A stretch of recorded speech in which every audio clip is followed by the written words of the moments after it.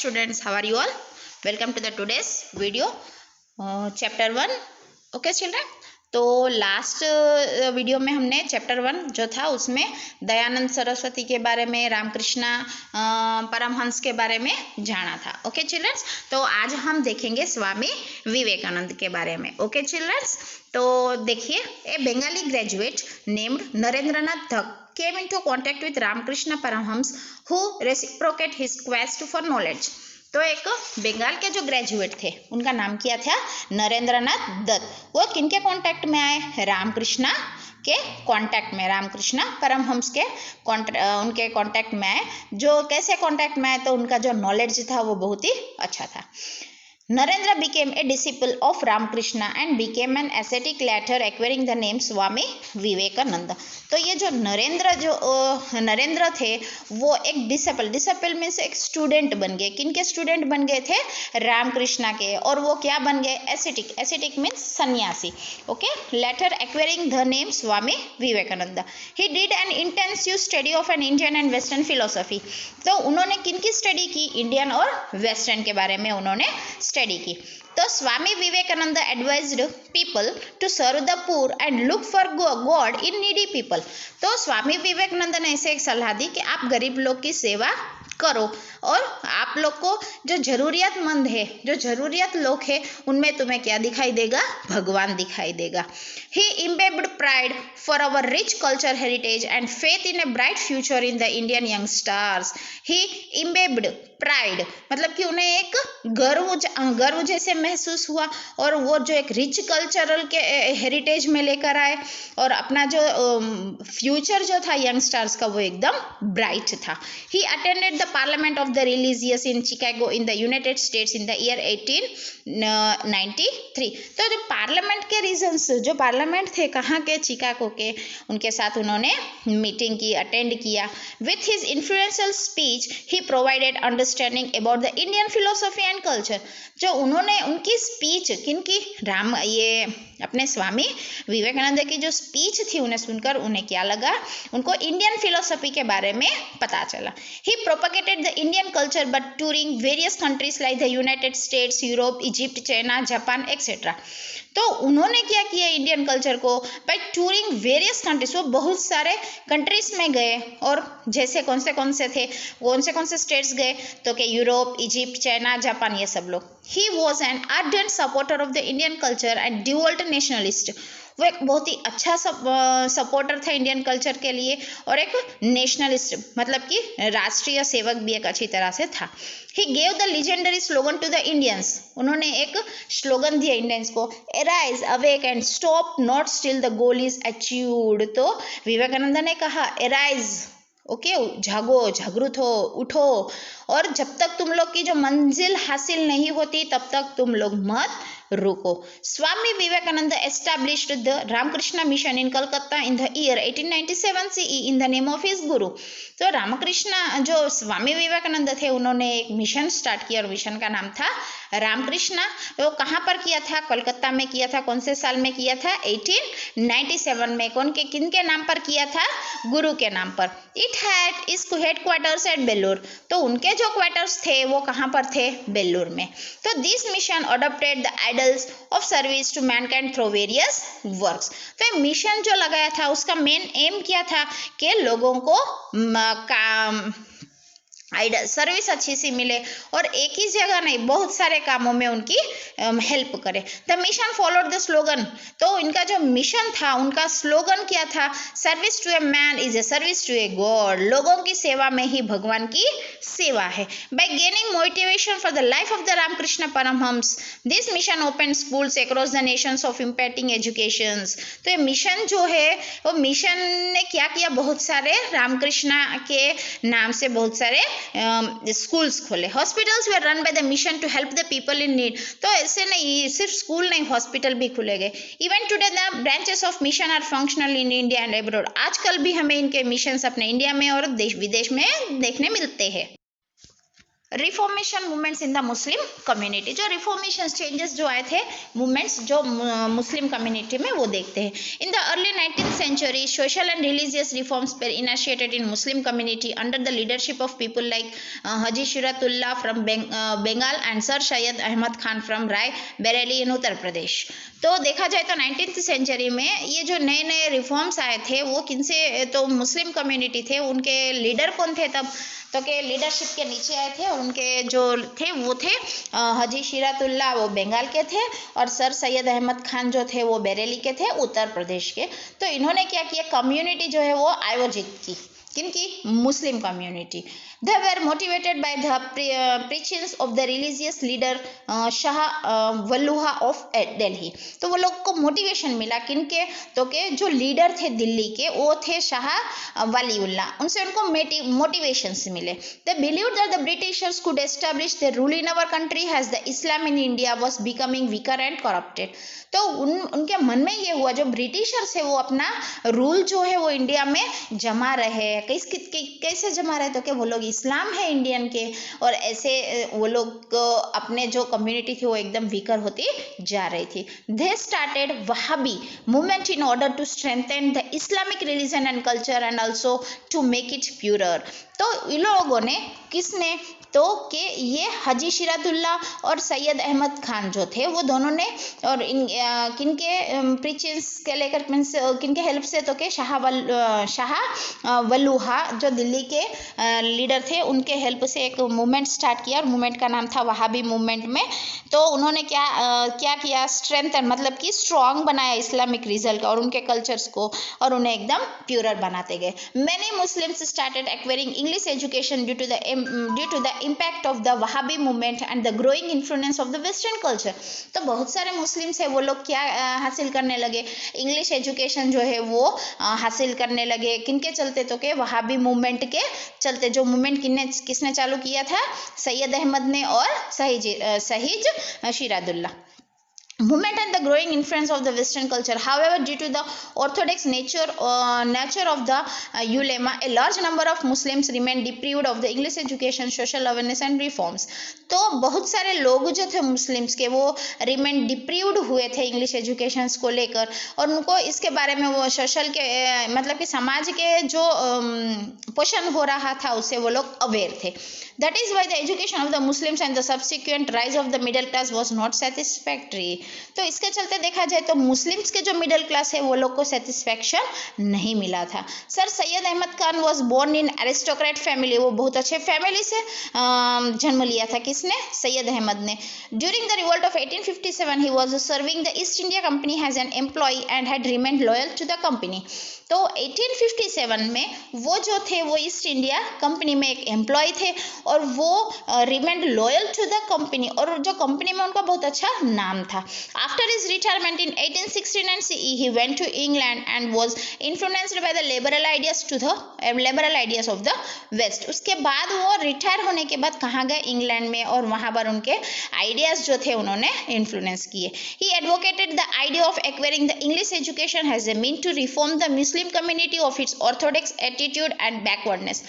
तो वहाँ पर उन्होंने इंग्लिश लैंग्वेज को लेकर मुस्लिम्स में जो चेंजेस आना चाहिए था, मुस्लिम कम्युनिटी उन्होंने चेंजेस लाए, और जो ऑर्थोडॉक्स के लेके वो बैकवर्ड थे तो वो भी उन्होंने जागरूक किया. ही स्टार्टेड ए मैगजीन नेमली तहजीब उल अखलक.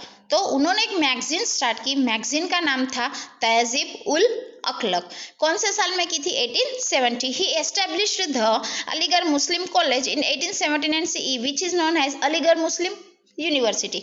तो उन्होंने एक यूनिवर्सिटी स्टार्ट की, कौन से साल में, 1875 में, लेकिन अब उसे हम कैसे जानते हैं, Aligarh Muslim university. He translated the books of English literature and science in Urdu language and tried to make Muslims familiar with the branches of knowledge from the West. तो ये लोगों ने जो इंग्लिश में लिखे हुए बुक्स थे और साइंस की जो बुक्स थी उन्होंने किस में ट्रांसलेट की, उन्होंने उर्दू में ट्रांसलेट की, और मुस्लिम्स को बहुत ही फेमिलियर बनाया, प्रख्यात बनाया, जो उनके नॉलेज थे उनके चलते. He opposed the veil system, burqa प्रथा and child marriage and advocated education for the girls and widow marriage. तो उन्होंने अपोज्ड किया व्हील सिस्टम, जो लोग बुरखा पहनते हैं उसके बारे में अपोज्ड किया, और चाइल्ड मैरिज जो बचपन में शादी करते थे उसके अपोज हुए, और एजुकेशन फॉर गर्ल्स को जो वो लोग अपोज करते थे उसे, और जो विडो मैरिज मीन की जिनकी जो लोग होते हैं उनके हस्बैंड मर गए होते हैं तो उनके दोबारा शादी नहीं करते हैं उनकी, तो उसके भी अपोज थे। ओके तो अब देखते हैं हम Sikh community. The reforms of the 19th century also influenced Sikh community, Shiromani Gurdwara Prabandhak committee. तो ये रिफॉर्म्स जो 19th सेंचुरी चेंजेस लाना था मूवमेंट्स, वो सिख कम्युनिटी में भी आए थे। with an objective to recognize the religious practice and remove the evil practices from the gurudwaras। तो जो practices religious practices and remove the evil practice, religions के जो practices थे उन्हें आगे लाना था, और evil practices मतलब कि जो अच्छे practice नहीं थे, जो विरुद्ध जा रहे थे समाज के, उन्हें निकालना था। to impact English education along with the religious educations to the Sikhs, Khalsa College in Amritsar was established along with many other schools। तो यहाँ सिख में भी उन लोगों ने एक एजुकेशन खोला, ठीक है, तो वहाँ एक कॉलेज बनवाया, और कॉलेज का नाम था कलसा कॉलेज। कहाँ बनाया था ये? अमृतसर में बनाया था। ओके बहुत सारे स्कूल्स भी बनाए थे और कॉलेज भी बनाए। अब हम करते हैं Parsi community. The Parsi youngster who had acquired English education established Rahnumai Mazdayasnan Sabha in 1851 for social religious reform movements and Dadabhai Naoroji was the leader of this Sabha. तो पर्सी कम्युनिटी में जो यंगस्टर थे, पर्सी कम्युनिटी के जो यंगस्टर्स थे, उन्होंने इंग्लिश एजुकेशन ली और उन्होंने एक एस्टैब्लिश्ड की एक सभा, और सभा का नाम था रहनुमा-ई मज़-दयानसी। ओके सोशल रिलीजियस में उन्हें चेंजेस लाना था मूवमेंट्स में, और ये जो दादा भाई नवरोजी थे वो उनके सभा के लीडर थे। तो दिस सभा has started A periodically name रास्ता गोफ्तार। तो इन्होंने एक सभा स्टार्ट किया और उसका नाम था Rast Goftar. It gave an impetus to the reform movements and carried out for the work for averring of the Parsis, K R Cama and Behramji Malabari. Also contributed in the social religious reforms. Kama laid emphasis on the propaganda of the education and Balbari emphasis on women empowerment. They opposed child marriage, encouragement widow remarriages. Due to the efforts of Mulberry, the government passed a law fixing the minimum age for marriage in 1891। तो Paris community भी इन्होंने एक सभा बनाई थी, और वो जो सभा है वो एक नाम से स्टार्ट की थी और उसका था रास्ता गुफ्तार। तो उसमें ये कौन थे? तो कि ब्रेमाजी मालबरी जो थे वो सोशल रिलीजियस में बहुत सारे चेंजेस लाए, और उन्होंने भी यहाँ एक प्रोपगेशन, एक लेजेंड था उनका कि वो एजुकेशन जो इंग्लिश एजुकेशन है वो सबको दिलाए। और मालबरी जो है वो वुमेन्स के पावरमेंट के लिए था, और वो लोगों ने भी अपोज की थी चाइल्ड मैरिज और विडो रीमैरेजेस। और उन्होंने एक फिक्स किया था कि इस साल जब लड़कियां कम से कम इस साल की होती है तभी उनकी मैरिज होगी। ऐसे कौन से साल में ये लोगों ने किया था पर्सी कम्युनिटी? तो 1891। अभी आया Jyotiba Phule. Jyotiba Phule was well known social reformer of the Maharashtra. आपने ज्योतिबेन फुले के बारे में तो सुना ही होगा, वो महाराष्ट्र के एक सोशल चेंजेस लाई है उन्होंने। He started a school for girls in Pune in 1857। तो उन्होंने एक स्कूल स्टार्ट की, कहाँ पर? पुणे में की। कौन से साल में की? 1857। He helped the widows to remarry. उन्होंने हेल्प की जो विधवा होते हैं उनको फिर से शादी करवाने की। He challenged the authority of the Brahmins in the society. उन्होंने चैलेंज लगाई ब्राह्मण सोसाइटी के सामने। ही established the Satya Shodhak Samaj in order to inculcate confidence, courage and enthusiasm in the people. तो उन्होंने एक समाज की एस्टैब्लिश की, और समाज का नाम था सत्य शोधक समाज। किसने की? ये ज्योतिबा फुले जो महाराष्ट्र की थी। अब आया ठाकुर बाबा। ये Thakur बाबा's contribution as the head of the अखिल हिंद हरिजन संघ। तो इनका कंट्रीब्यूशन जो था वो किसमें था? अखिल हिंद हरिजन संघ में। Established by the Gandhi ji was very valuable in the uplift form of the untouchables. तो उन्होंने एक एस्टैब्लिशमेंट किया, और वो जो था वो गांधी जी का वैल्यूएबल उनके ही इंपॉर्टेंस के लिए था, और वो था अपलिफ्टमेंट मीन्स ऊपर लाना। अनटचेबल्स मीन्स हरिजन्स जो लो कैस्ट के होते हैं उनके बारे में। He worked tirelessly to provide relief to the people affected by the natural calamities. तो उन्होंने काम करते गए बिना थके। Okay Amritlal Thakkar popularly known as Thakkar Baba was born in 1869। तो ये अमृतलाल ठक्कर है, उन्हें पॉपुलरली क्या करके बुलाते हैं? ठक्कर बाबा करके बुलाते हैं। ओके और उनका जन्म कब हुआ था? 1869 में हुआ था, भावनगर में। He remained a dutiful and devoted servant to the people throughout his life. वो बहुत ही अच्छे काम करते थे और लोगों की हेल्प करते थे। ही was N engineer who left his lucrative job to serve the downtrodden and marginalized people after being inspired by Gandhi ji. उन्होंने वो इंजीनियर थे, ठीक है, और उन्होंने अपना जो जॉब था, अपना जो वैल्यूएबल, उसे छोड़कर वो क्या करने लगे, इंस्पायर्ड हुए थे गांधी जी और उनके मार्ग पर चले। ठक्कर बाबा established the पंचमहल बिल सेवा मंडल and tried to reform the leaves of the bills who inhabited the deep forest and the hilly areas of the Panchmahal regions। उन्होंने चेंजेस लाने के लिए बहुत सारे किए और उन्होंने एक मंडल किया था, वो मंडल का नाम था पंचमहल बिल सेवा मंडल, जहां उन्होंने फॉरेस्ट और जो हिली एरियाज के पंचमहल रीजन्स थे उन्होंने रिफॉर्म्स में चेंजेस लाने के लिए बहुत सारे प्रैक्टिसेस की। Thakkar Baba and his followers freed the Bhils from the addictions of alcohol, other evil customs and superstitions. He open school for Bhil childrens, he thought them how to operate a spinning wheel to produce khadi and involve them in a small cottage industries. तो उन्होंने जो ये editions, जिनके alcohol के editions होते हैं और दूसरे जो कस्टम्स और सुपरस्टिशंस, उन्होंने उनसे फ्रीडम लाने के लिए किया। और उन्होंने क्या किया, एक स्कूल खोले इनके लिए, बिल चिल्ड्रंस के लिए, और उन्हें सिखाया गया कि वो व्हील, स्पिनिंग व्हील जो है, चरखा, जो गांधी जी वो चरखा चलाते थे वो कैसे चलाते हैं वो भी उन्होंने सिखाया, और उन्होंने एक स्मॉल कॉटेज इंडस्ट्रीज भी बनाई। As the time passed, awakened and nationalists spread among people which connected them better with the freedom movement। जैसे समय चलते गए, पसार होते गए, वैसे ही नेशनलिज्म जो है वो सब में स्प्रेड होती गई और एक दूसरे के साथ जुड़ने लगे, और जो उनका मूवमेंट था वो बहुत अच्छे से स्मूथली रन होने लगा। Gandhiji's emphasis upon the removal of the untouchability improved the condition of people from the backward classes। तो गांधी जी का जो ये एक आइडिया एक रिलीजियंस को लेकर था, वो था अनटचेबिलिटी, जो उन्होंने किया कि गांधी जी ने जो ली थी उन्होंने वहां से हटा दी, और हटने के चलते यहाँ बहुत सारे इम्प्रूवमेंट्स जो लोगों में कंडीशंस में जो थे वो बहुत सारे सुधार आ गए, और ये बहुत ही अच्छा काम बना किनके लिए, तो कि बैकवर्ड क्लास के लिए।